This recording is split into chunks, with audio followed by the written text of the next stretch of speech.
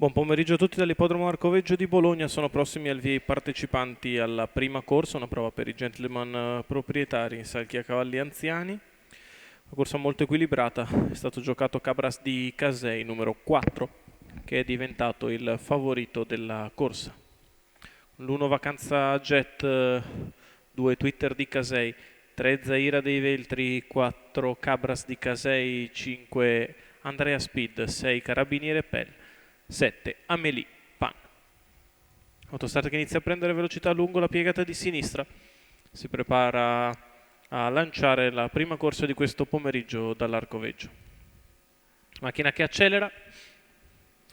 De veloce Cabras di Casei che cerca di andare al comando e ci riesce nei confronti di Twitter di Casei.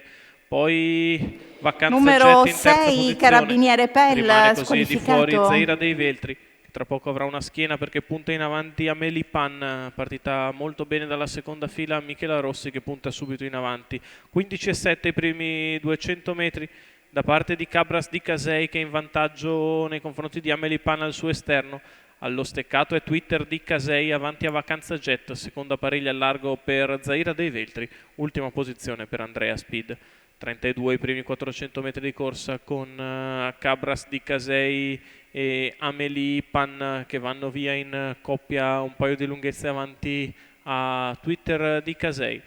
Quindi sempre Vacanza Jet chiusa alla corda da Zaira dei Veltri, poi Andrea Speed. 45,4 per i primi 600 metri di corsa, non cambia nulla.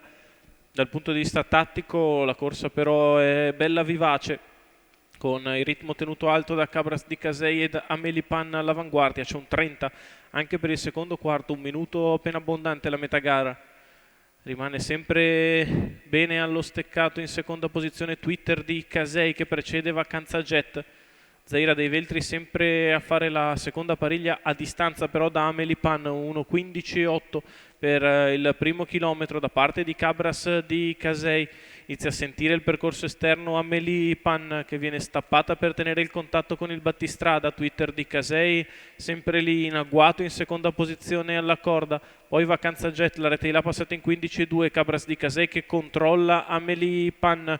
Ora la principale minaccia arriva da Twitter di Casei che tende l'open stretch, quindi ancora Vacanza Jet, la piegata ha passato addirittura in 16,6, hanno praticamente fermato da treno, riparte di scatto Cabras di Casei per scappare da Twitter di Casei, Twitter di dentro ma Cabras è ripartito, Cabras di Casei che vince facile con Vittorio Miniero, al secondo posto Twitter di Casei, al terzo Vacanza Jet, 31,8 ad arrivare per il successo di Vittorio Miniero in sediolo a Cabras di Casei, numero 4 dello schieramento per il training di Edoardo Baldi e la fattoria dell'avvocato Vittorio Miniero alla proprietà.